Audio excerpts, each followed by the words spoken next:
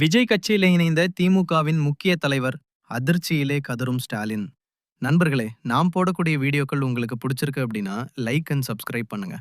தமிழகத்தை பொறுத்த வரைக்கும் தமிழக வெற்றி கழகம் மாபெரும் இயக்கமாக உருவெடுத்திருக்கிறது. அதாவது மக்களுடைய ஆதரவாக மக்களுக்கு நன்மை செய்யக்கூடிய ஒரு கட்சியாக தற்சமயம் தமிழக வெற்றி கழகம் இருந்து கொண்டிருக்கிறது என்று சொன்னால் அதற்கு மாற்று கருத்துக்கள் கிடையாது. தமிழக வெற்றி கழகம் 2 தொகுதியில் கூட வெற்றி பெறாது. வெறும் 5 தொகுதிக்கு மேல் ஜெயிக்கப் போவது கிடையாது. ஏன் நமது செங்கோட்டையன் மட்டும்தான் ஜெயிக்கப் போகிறார் என இணையதளங்களில் ஒரு காலத்திலேயே செய்திகளை என்பது வெளிவந்து கொண்டிருந்தது. அதற்கு ஏற்றாற்போல்தான் தமிழக வெற்றி கழகமும் இருந்ததால் இறுதியாக என்ன நடந்தது? விஜய் அவர்கள் கூட 2 தொகுதிகளில் தோல்வியை தழுவுவார் என நமது சாட்டை துரைமுருகன் மூலமாக குற்றச்சாட்டு முன்வைக்கப்பட்டது. ஆனால் இறுதியாக 108 இடங்களில் தமிழக வெற்றி கழகம் மிகப்பெரிய ஒரு வெற்றி வாய்ப்பை பெற்றிருந்தது கூட சொல்லலாம். இந்த வெற்றிக்கு பின்பு தமிழகத்தினுடைய முதலமைச்சராக நமது அண்ணன் விஜய் பொறுப்பேற்றிருக்கிறார். இந்த வெற்றிக்கு பின்பு தற்சமயம் திமுக எடுக்கக்கூடிய முக்கியமான தகவல் அனைவருமே தமிழக வெற்றி கழகத்தில் இணையக்கூடிய ஒரு சூழல் என்பதுதான் இருந்து கொண்டிருக்கிறது. அதன் அடிப்படையில்தான் தினம் தினம் நாம் மமாற்று கட்சி தொண்டர்கள் தமிழக வெற்றி கழகத்தில் இணைந்து கொண்டிருக்கிறார்கள். அப்படித்தான் நேற்று நிகழ்வும் நிகழ்ந்திருக்கிறது.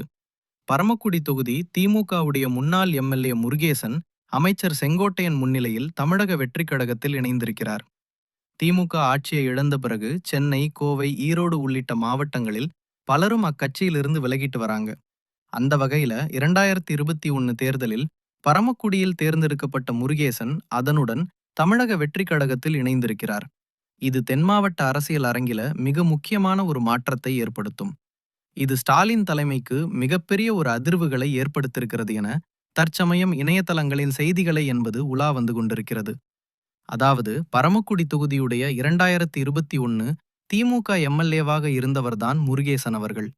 நேற்று தினம் தமது செங்கோட்டையன் முன்னிலையில் திமுகவிலிருந்து விலகி தமிழக வெற்றி கழகத்தில விஜய் உடைய அந்த கட்சியில இணைந்திருப்பது அரசியல் வட்டாரத்திலேயே மிகப்பெரிய ஒரு பேசு பொருளாக பேசப்பட்டு கொண்டிருக்கிறது. இனி வரக்கூடிய நாட்களில் திமுகவில் இருக்கக்கூடிய பல நபர்கள் தமிழக வெற்றிக்கு இணையக்கூடிய ஒரு சூழல் என்பதும் இருக்கிறது.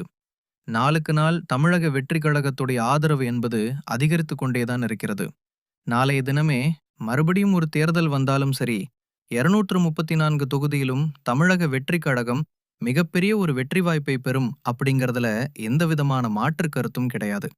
ஏனென்றால் தமிழகத்தின் முதலமைச்சர் விஜய் அவர்கள் பதவியேற்ற நாள் முதல் இன்று வரைக்குமே பல அதிரடியான மாற்றங்களையும் கொண்டு வந்திருக்கிறார். அதன் அடிப்படையில் வருகிற நாட்களிலேயே தமிழக வெற்றி கழகத்திற்கு இன்னும் ஆதரவு என்பது அதிகரிக்கக்கூடிய ஒரு சொல் என்பது இருக்கிறது.